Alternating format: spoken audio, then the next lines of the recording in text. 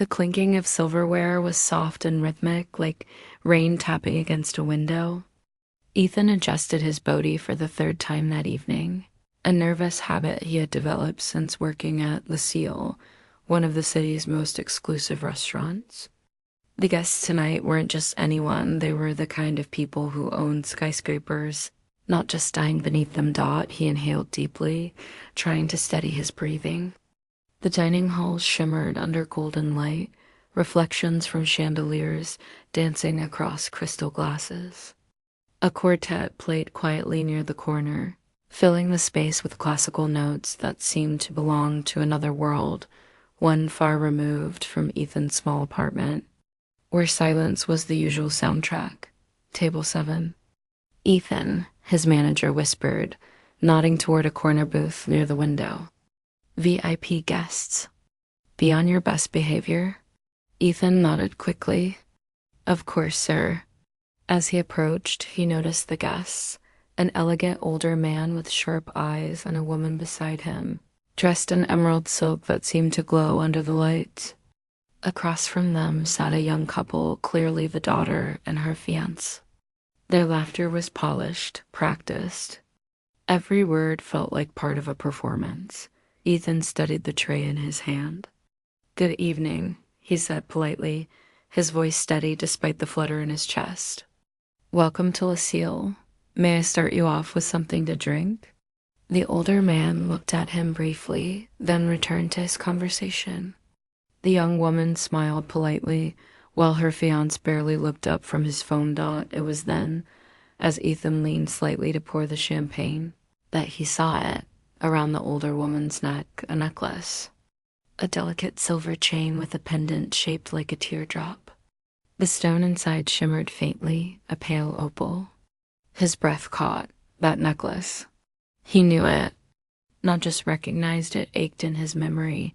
It had belonged to his mother. He froze, the champagne nearly spilling as his hand trembled. His mother had worn that necklace every day of her life until she passed away 6 years ago, in a hospital room that smelled faintly of disinfectant and lavender lotion. They'd never found her necklace afterward. Ethan had searched, asked the nurses, even begged the hospital to check the lost and found. But it was gone. Just like her, now it gleamed inches from him, resting on the chest of a woman who didn't even seem to notice the world around her. Excuse me, she said, looking up, her tone impatient. You're dripping.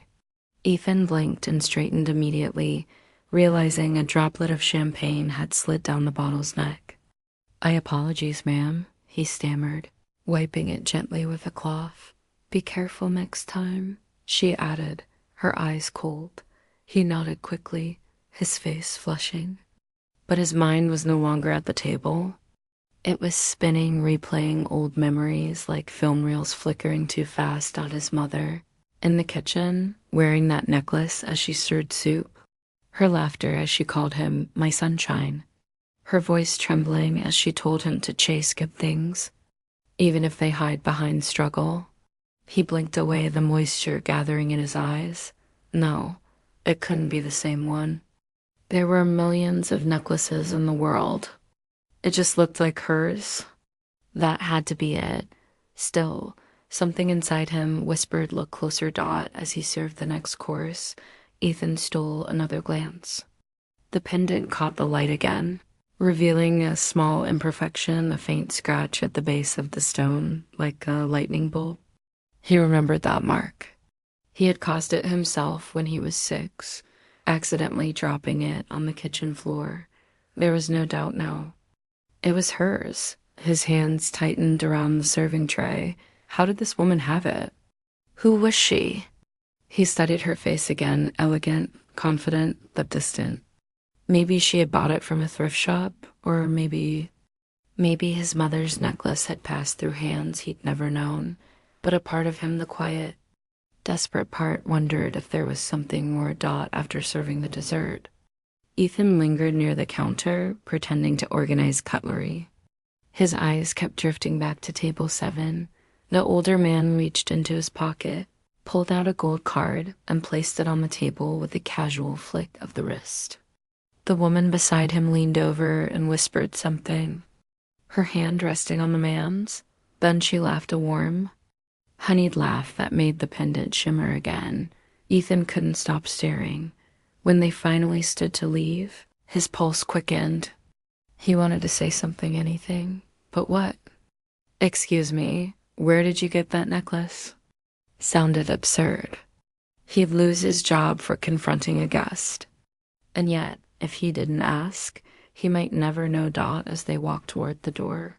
He made a sudden decision. Ma'am, he called softly. She turned slightly. You dropped this, he said quickly, holding up a folded napkin, though it wasn't hers. It was just an excuse. She paused, looked at him, then smiled faintly. Oh, thank you. Her voice was smooth, almost kind. For the first time that evening, Ethan hesitated.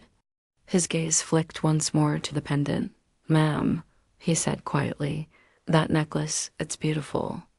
May I ask where you got it? Her expression shifted just slightly. Oh, she said after a pause, touching it lightly. It was a gift. A long time ago. From whom, if you don't mind? He asked, his voice soft but trembling. She blinked, studying him now. Why do you ask? Ethan opened his mouth, but no sound came. His throat tightened. It just looks like one my mother used to wear, he whispered. The woman's face softened for an instant, just an instant, before she smiled again, this time more carefully. How lovely, she said, her tone polite but guarded. It's a beautiful piece indeed. And then she turned and left. The door closed behind her. The sound echoing through the emptying restaurant. Ethan stood there, frozen, the tray still in his hand. The last notes of the quartet fading into silence. That night, he couldn't sleep. Her words replayed over and over in his mind. It was a gift. A long time ago, from whom? And to whom? He stared at the ceiling, his heart heavy with questions and something else. Something darker. He needed to know the truth. The next morning, sunlight slipped through Ethan's window, spilling across the cracked floorboards. He hadn't slept at all. The image of that woman's necklace haunted him, each gleam of the opal like a heartbeat from the past. He sat up, his uniform still hanging from the chair, the faint smell of coffee from his neighbor drifting through the walls. He had two options, forget it and move on, or find out how that woman came to own something that belonged to his mother. He chose the second. After his shift ended that evening, Ethan waited near the restaurant's valet area. He'd seen her again. Table 7 had a reservation for the same hour. As she stepped out of a sleek black car, wearing a beige coat and the same necklace resting proudly at her collarbone, Ethan felt the world narrow to a single point. He took a breath, approached her carefully. Excuse me, ma'am, he said. I know this might sound strange, but we met last night. I was your waiter. She turned, surprised but polite. Oh, yes. From Lucille, right? Yes. His voice faltered, but he forced it steady. That necklace you're wearing, it belonged to my mother. She passed away 6 years ago. Her eyes widened slightly, but she said nothing. Ethan continued, his tone trembling. There's a scratch under the stone, shaped like a lightning bolt. I made it when I was a kid. Slowly, she reached for the pendant, holding it between her fingers. For a long moment, she didn't speak. Then she exhaled softly. Your mother's name was Clara, wasn't it? Ethan's heart pounded. Yes. She looked down, her expression heavy with something between guilt and sorrow. She was my nurse, she said quietly. When my husband was in the hospital, she cared for him like he was her own brother. On his last day, she gave me this necklace.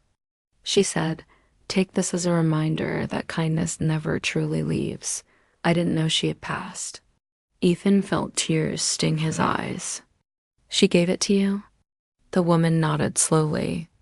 I tried to find her later to thank her properly, but by the time I went back, she was gone. Her voice cracked slightly. Your mother saved my husband's last moments from pain. She spoke about you often. Ethan swallowed hard, his voice barely a whisper. She did? She said you had her eyes. The woman smiled faintly. She told me you'd grow into a good man.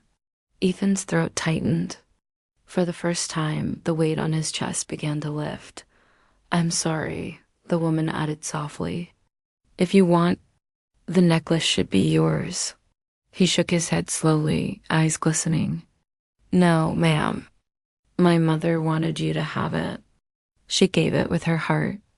It's exactly where it's supposed to be. They stood in silence.